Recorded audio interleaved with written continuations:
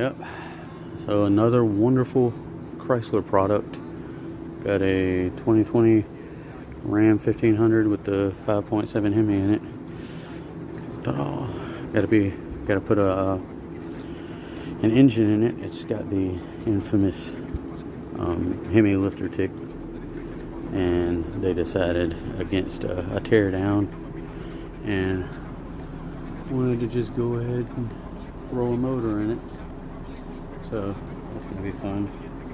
Getting started on this right after doing a transmission under warranty on a new Pilot. So we got all that going on.